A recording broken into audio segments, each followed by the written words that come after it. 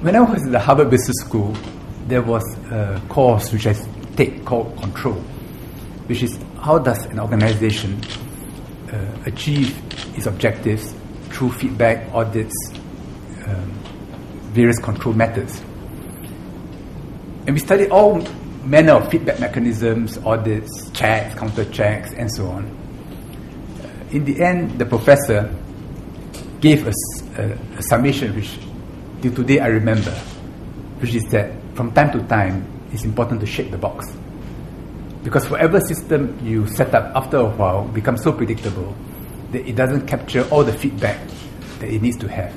So a certain shaking of the box is required from time to time. And this is such a time. What's the second question? In this election, race was not an issue. And we take that for granted, as if this is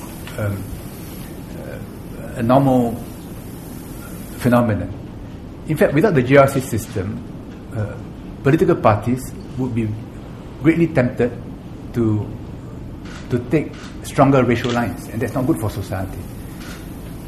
So I don't think the intellectual argument for a GRC to overcome the challenge of minority representation in Parliament is in doubt.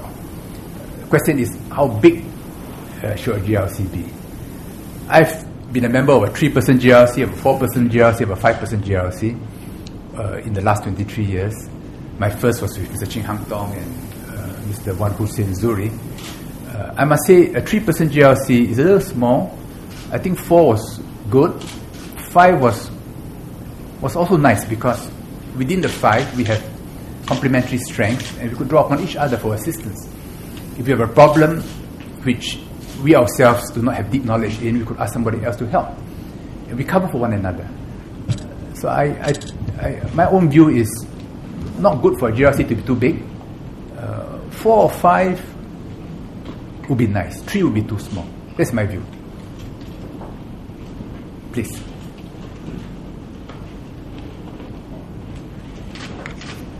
Sir Hisham from Britarian. After helming Aljunied GRC for the past GEs, you acknowledge the great support given by the Malay voters, and especially to Mr. Zainul. Do you think you feel a bit let down this time round? And what are your message to the Malay voters in Aljunied? Thank you. It's too early for me to draw any conclusion. I think we've got to gather feedback and do a more careful analysis. So I'd rather not answer the question now, because it's still not clear in my mind what was the pattern of voting and the reasons for that pattern.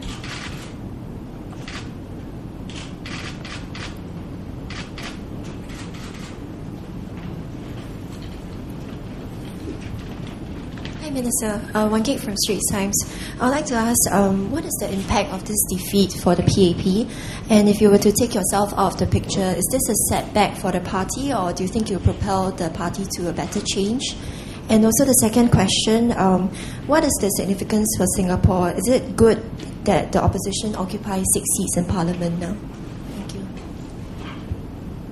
I thought many Singaporeans wanted a stronger opposition voice in Parliament. They've got that.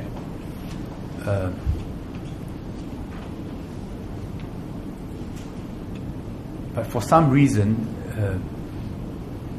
I think partly because of the emotional dilemma in Aljunied,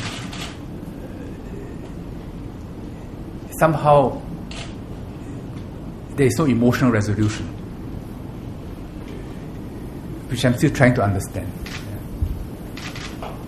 As for the impact on the party and the party's response, I think that question is better posed to the party leaders.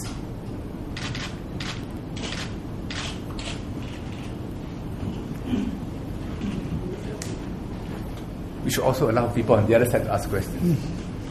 Minister. Two questions. The first one is, you have been the PAPCEC for a long time. So is there, what kind of role will play from now onwards? Has PM discussed with you? And you have served in many ministries given your, in your 3 years in your political life. What is your proudest achievement?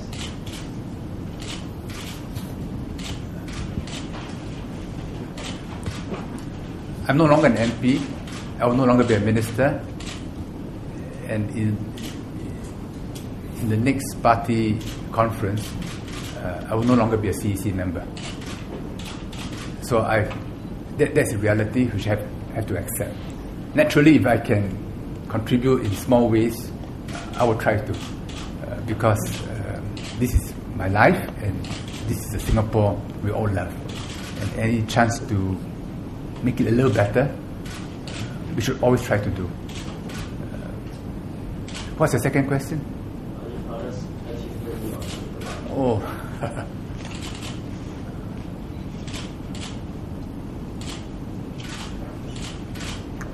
It's hard to say. I've had a very good run in every ministry I went to.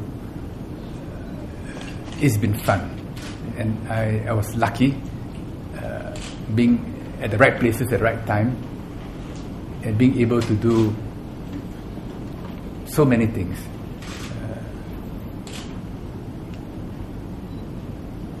Couldn't have asked for a better run. I was very touched by the pieces which Tommy Koh and Simon Tay wrote in yesterday's newspapers. They pretty well ran through the high points. You ask me to choose between one and the other, it's difficult. It's like going to a buffet. There's some items you probably like more than others, but in the end, it's a total buffet which you find attractive. Minister, I'm Yini from MediaCorp. I'd just like to ask you on the reform of the PAP. You said in your speech that this is a belief that you've held for some time, the need for the PAP to transform. You also later mentioned that the other cabinet colleagues also, shared. You believe that they share the same views. Were there any previous attempts, that you made to try to, voice these concerns, to try to initiate any sort of reform within the party? And what was the outcome of these efforts? What kind of challenges or obstacles did you also encounter? I see this from a different perspective. I prefer the word transform to the word reform.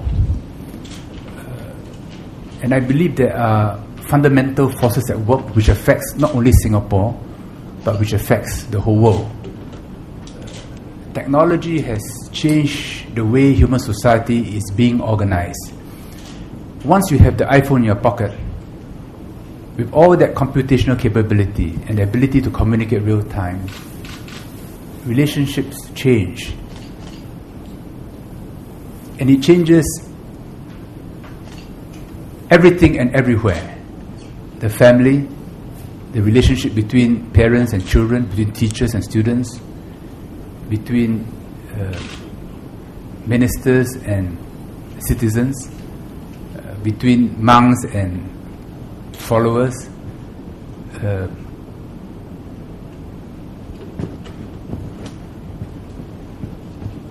And something new is happening, a fragmentation of interest groups, a greater diversity, because while in the past,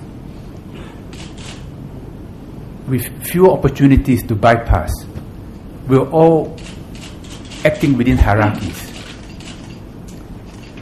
Now hierarchies are breaking down, a process of disintermediation, and it's creating a lot of angst in the world.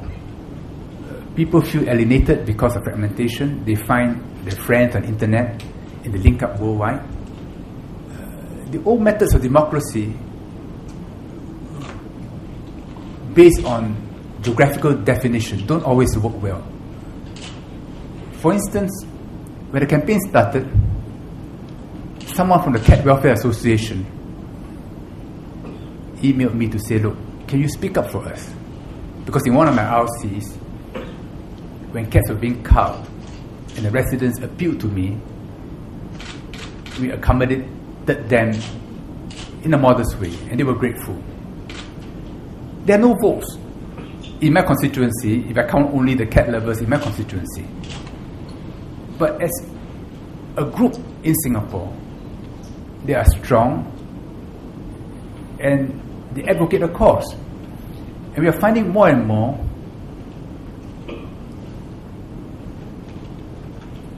special interest groups who advocate their specific causes stridently, and very often quite prepared to vote around the cause which they believe passionately.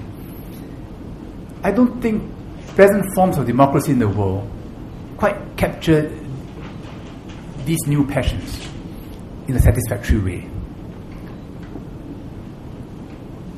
If you flip over to the other side, to traditional relationships, which I would put under the general rubric of Confucianism, not just tying it to the Chinese people. In an urban setting, refragmentation, you need a new way to link human beings together so that they feel calm, at ease, that amidst all the changes in the world, they are still rooted to family and to community. But it can no longer just be to geographical communities, because we are all not only living in geographical communities. So it's complicated, and it's a challenge which all countries, all organizations face. It's not just the PAP. I would venture to say that Darwinian process is at work, that those who are able to adjust to these new patterns most effectively will gain a great advantage over those who are trapped in the 20th century. And in this transformation, the PAP will have to take into account not just this GE, but the new forces which now operate in the world.